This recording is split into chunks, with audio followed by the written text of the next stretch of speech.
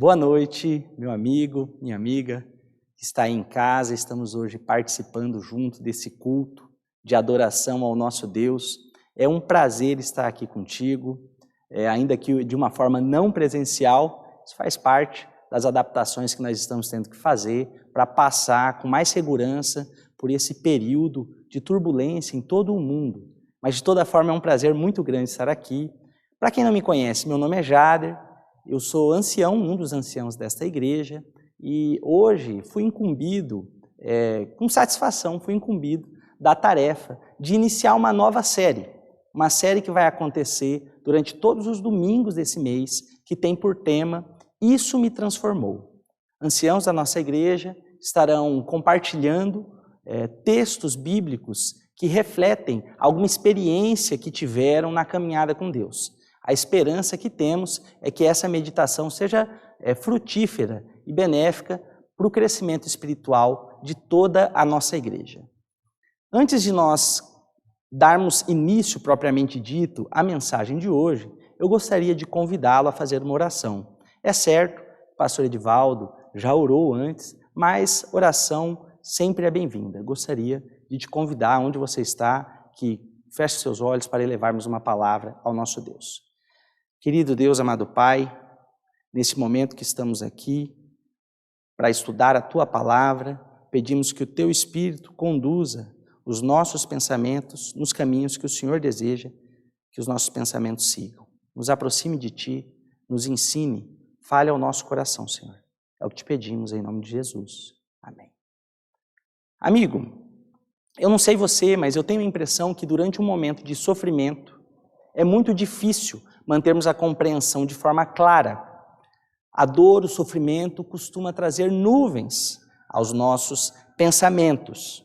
E um livro da Bíblia, sobre o qual nós vamos meditar hoje, que trata muito especificamente da questão do sofrimento humano, é o livro de Jó. Ele trata desse tema tão delicado, a tragédia, a dor, na vida daqueles que buscam seguir a Deus. Por que eu escolhi esse tema? Eu sou casado com a Lilian, aproveito para mandar um beijo para ela, e a Lilian e eu, nós temos 2 filhos, o Lucas e o Mateus. O Lucas é o mais velho, e durante a gravidez, quando a Lilian esteve grávida do Lucas, foi uma gravidez muito tranquila, sem nenhuma intercorrência, tudo correu muito bem. E o Lucas nasceu de um parto cesáreo numa segunda-feira de manhã, para vocês terem ideia de como foi tudo tranquilo. E na terça-feira à tarde, tanto a Lilian quanto o Lucas estavam recebendo alta e voltamos então para casa. Passado algum tempo, a grata surpresa de mais um filho, o Mateus. E a gravidez correu igualmente tranquila, tudo muito bom. De maneira que, quando foi agendado o parto, também imaginávamos que iria acontecer de forma semelhante ao que tinha acontecido com o Mateus. Um parto segunda de manhã e esperávamos na terça-feira à noite, mais tardar na quarta-feira estaríamos em casa. No entanto, na segunda-feira à tarde, o Mateus teve uma complicação e precisou da entrada na UTI neonatal. Nessa época, quando isso aconteceu, final de 2016, dezembro de 2016, a Igreja Adventista ao redor do mundo estudava o livro de Jó. Esse livro que é o tema da nossa meditação. E sabe, naquela época, o estudo do livro de Jó me impactou muito fortemente ao passar por esse período em que o Mateus deu entrada na UTI. Sabe por quê? Porque a minha percepção, então, do livro de Jó é de que a mensagem central desse livro era: os filhos de Deus passam por sofrimento, os filhos de Deus passam por dor, e muitas vezes sem explicação. E não adianta reclamar, porque é assim que funciona. Essa era a percepção que eu tinha do que era a mensagem principal do livro de Jó. Isso me angustiava tremendamente, me dava uma sensação muito grande de desamparo. E quando fui provocado a estar com todos nós, com vocês hoje aqui, compartilhando um texto bíblico, não tinha como eu deixar de meditar sobre o livro de Jó. E eu faço uma provocação agora. Será que essa é mesmo a mensagem do livro de Jó? O sofrimento vai acontecer, ele é inevitável, e é isso que Deus procurou nos passar? Já começo, queria convidar você a abrir o livro de Jó, no capítulo 42, no versículo 10. E para essa pergunta retórica que eu fiz, antes de nós aprofundarmos na resposta a ela, eu gostaria de te dizer algo que você já sabe, que o livro de Jó é um livro com uma história de final feliz.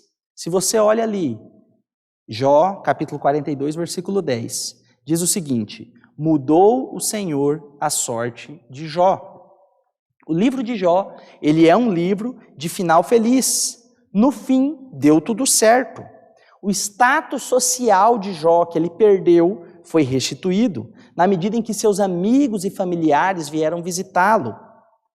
Os bens que Jó tinha, originalmente, que se perderam durante um período de provação, não só foram restituídos, foram duplicados.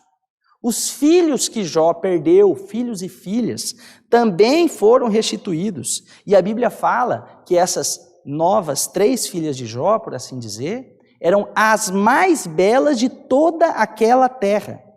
A Bíblia diz ainda que depois de todo o sofrimento de Jó, ele ainda viveu por mais 140 anos e faleceu velho e farto de dias.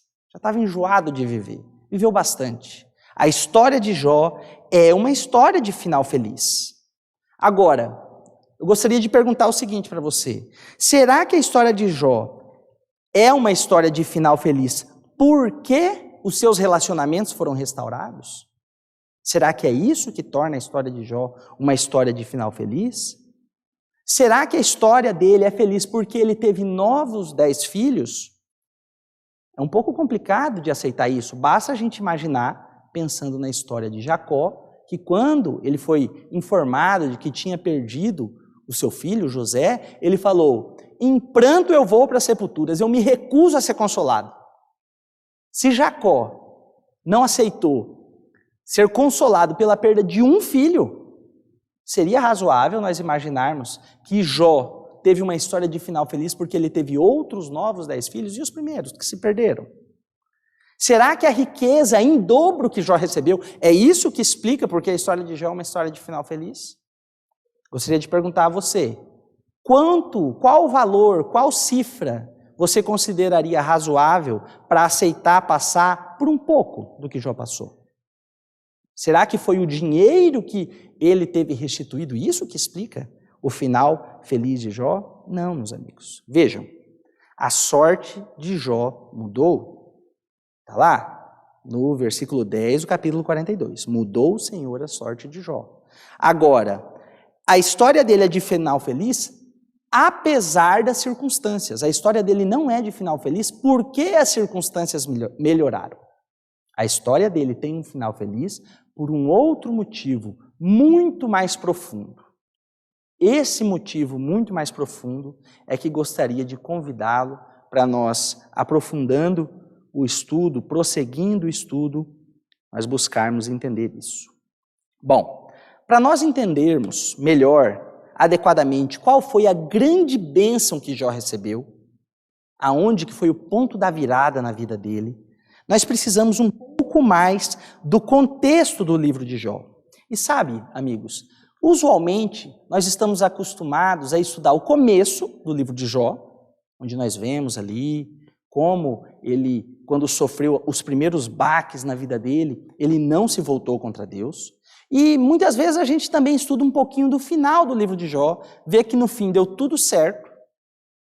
E geralmente a gente passa um pouco mais ao largo o centro, o desenvolvimento do livro de Jó.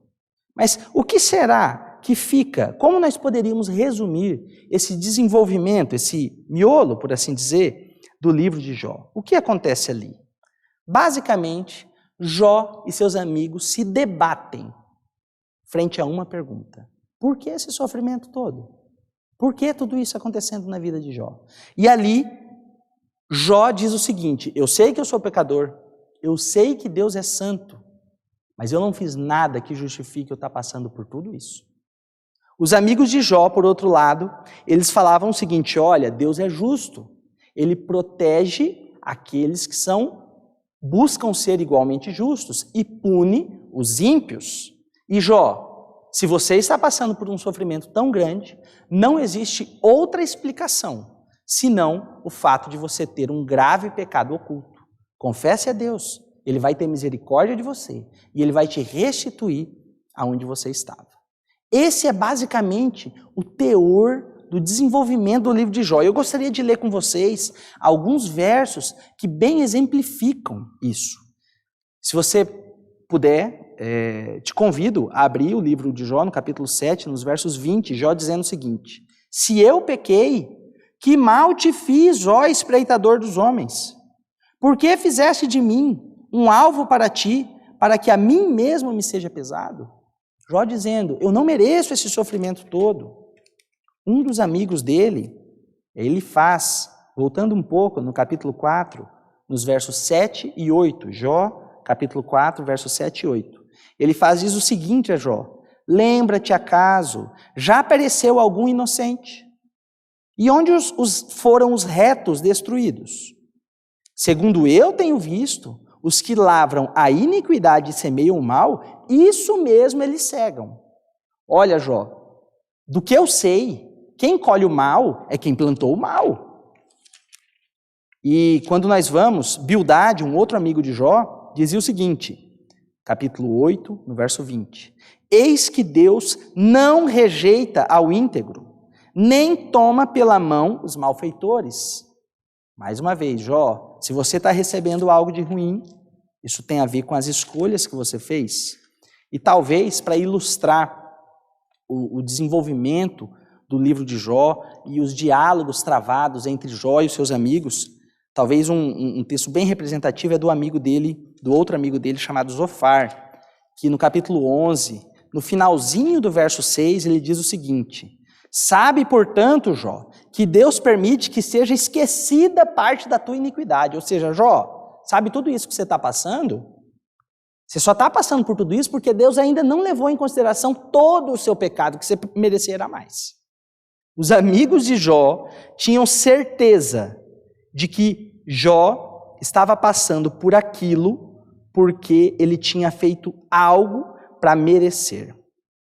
Bom, e Jó, por outro lado, cada vez mais insistentemente dizia: eu sou pecador, mas essa desgraça toda, com perdão da palavra, tudo isso está me acontecendo não por conta de algo que eu fiz. E assim eles desenvolveram seus diálogos cada vez numa intensidade maior, num conflito maior. Você já ouviu dizer de uma história antiga, de uma parábola, de uns sábios que buscaram descrever um elefante? Você já ouviu dizer dessa história? Conta essa história que numa determinada cidade existiam 7 sábios. Nenhum deles, ninguém naquela cidade, em verdade, havia visto jamais um elefante. Até que um dia chegou um comerciante montado num elefante. Desses 7 sábios, um não estava presente quando esse grande animal chegou. E os outros 6 estavam. E aconteceu depois que os 7 sábios se reuniram. E ali, cada um daqueles 6 buscava descrever ao sábio que não estava presente como era um elefante. Um desses sábios falava: olha, esse animal, ele tem a semelhança de uma grande serpente. Estava se referindo à tromba do elefante. O outro falava: não é nada disso. Ele tem a semelhança de uma lança de guerra, se referindo ao marfim. E o outro dizia: não, ele parece uma grande rocha com uma corda amarrada, se referindo ao elefante e o seu rabo. E ali eles começaram a discutir, cada qual daqueles sábios descrevendo para aquele que não tinha visto o elefante como era um elefante. Até que esse sábio, que nunca tinha visto um elefante, chamou uma criança que tinha visto um elefante e falou: por favor, desenhe esse animal na areia.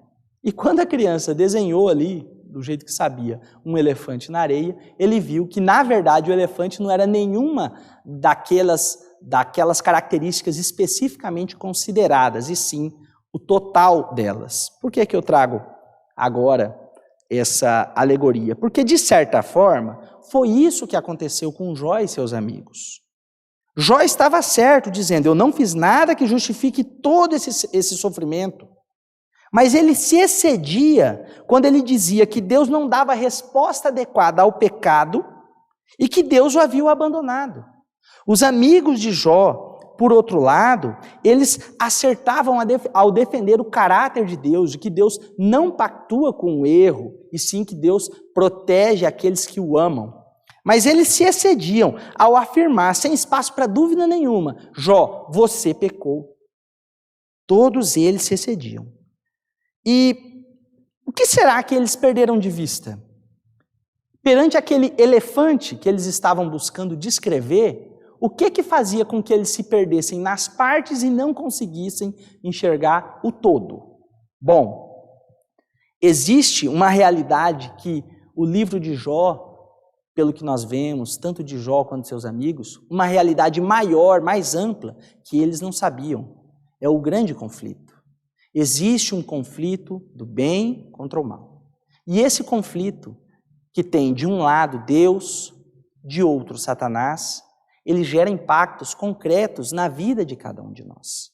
Jó não tinha a percepção de como começou o livro de Jó, de quando Satanás, perante Deus, disse, olha, Jó não te serve à toa, não é debalde que ele te serve. Ele te serve porque o Senhor tem abençoado ele. Jó não tinha essa percepção, nem os amigos dele.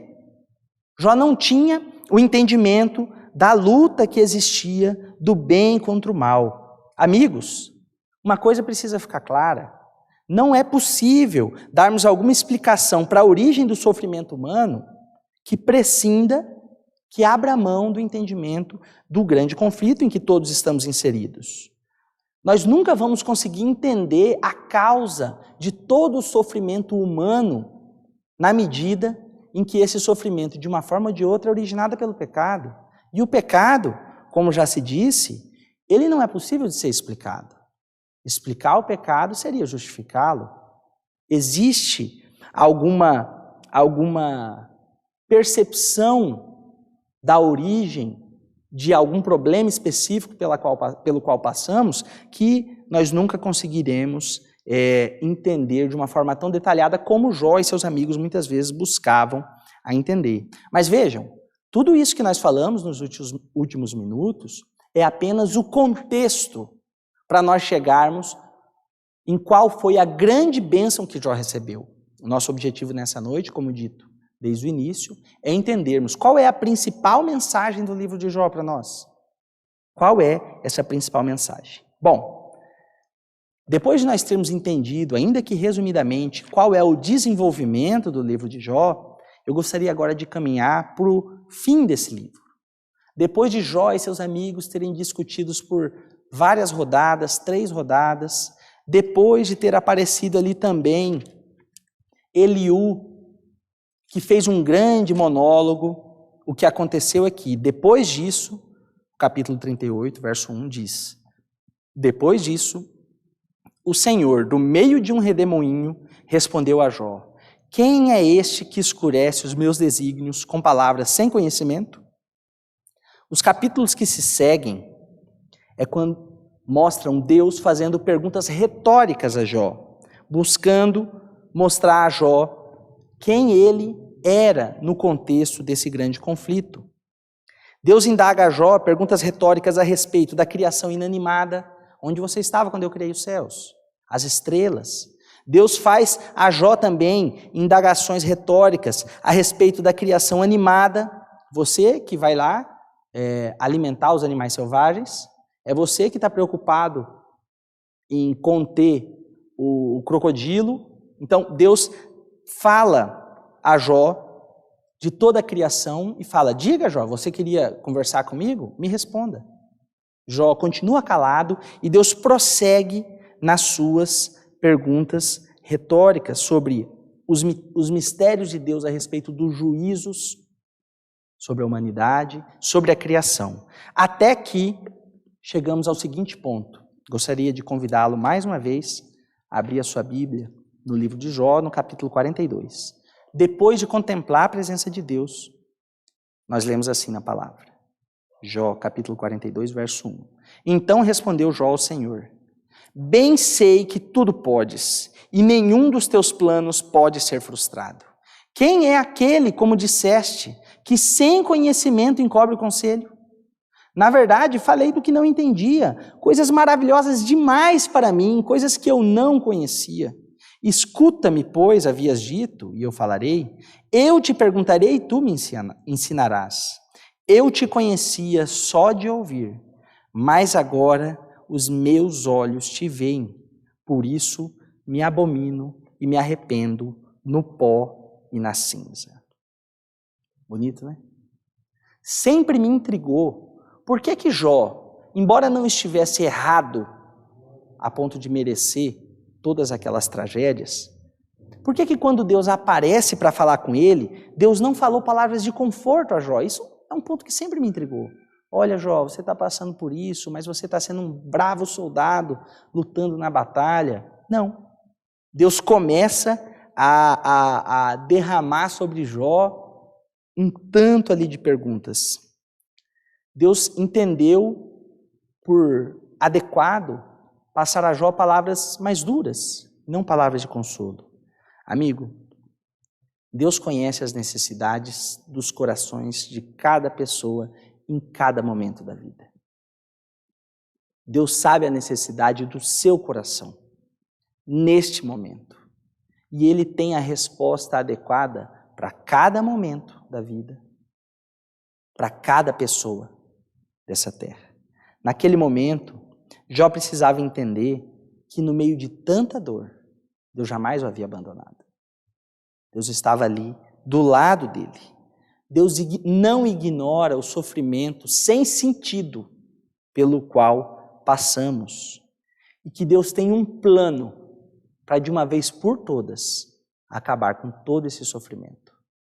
Jó tinha perdido essa percepção e a presença de Deus, o fazendo entender que ele não era nada, o ajudou a recuperar a percepção do Deus soberano, que nunca o havia abandonado e que tinha planos muito maiores do que ele podia imaginar. E sabe, aqui começamos a chegar. Qual foi a grande bênção de Jó? O que foi, eu pergunto, o que foi que Jó passou a ter depois de ter passado por tanta provação? O que ele passou a ter foi um conhecimento pessoal de Deus. A maior bênção que Jó recebeu, o final feliz da história dele, não teve a ver com os relacionamentos restaurados, não teve a ver com o dinheiro que ele recuperou, não teve a ver nem com a saúde que ele recuperou.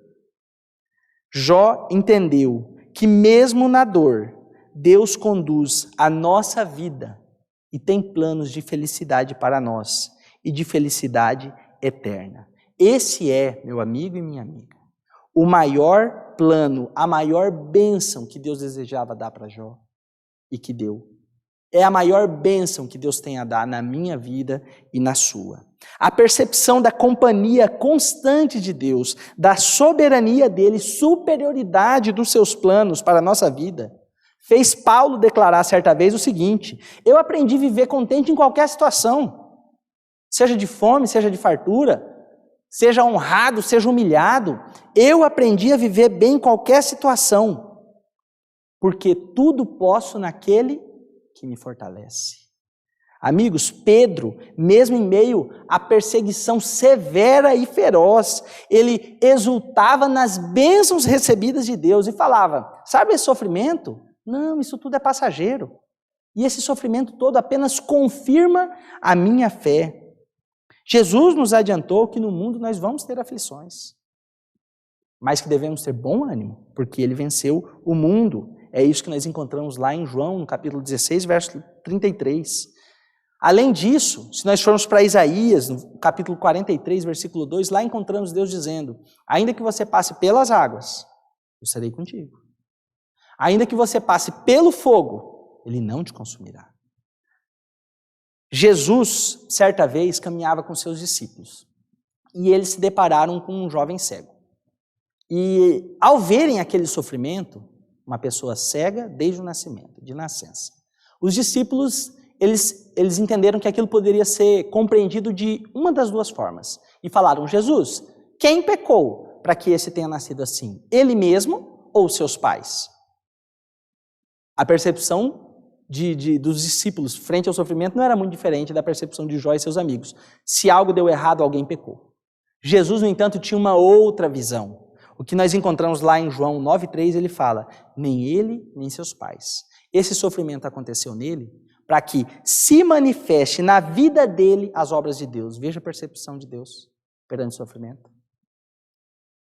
Ele consegue transformar o sofrimento em algo produtivo. Não é talvez essa a ideia que nós encontramos lá em Romanos 8:28, quando Paulo fala assim: todas as coisas cooperam para o bem de quem ama a Deus.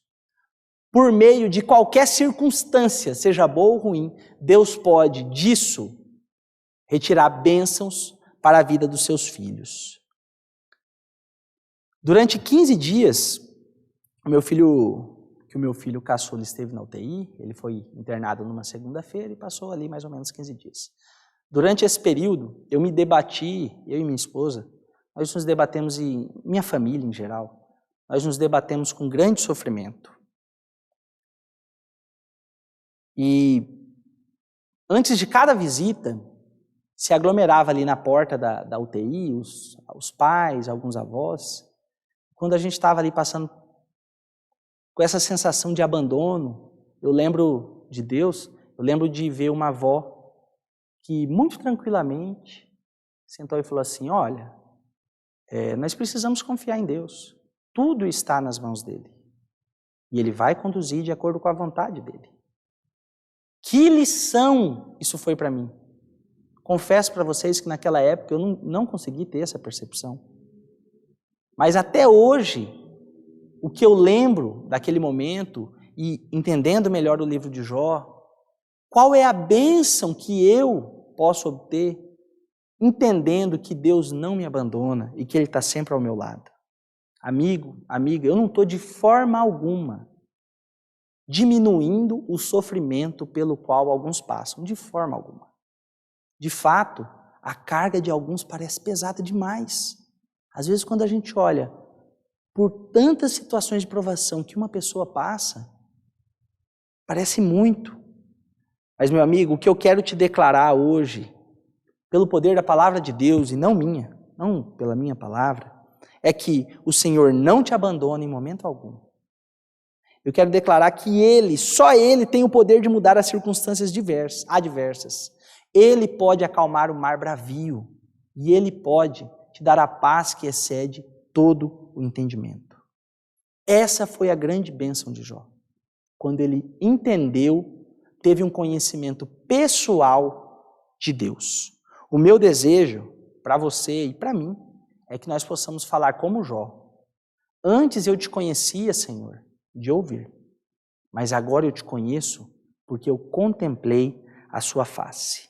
E eu gostaria de encerrar essa mensagem lendo a bênção sacerdotal que encontramos em Números, capítulo 6, versículos 24 e 26. O Senhor te abençoe e te guarde. O Senhor faça resplandecer o rosto sobre ti e tenha misericórdia de ti. O Senhor sobre ti levante o rosto e te dê a paz. Amém.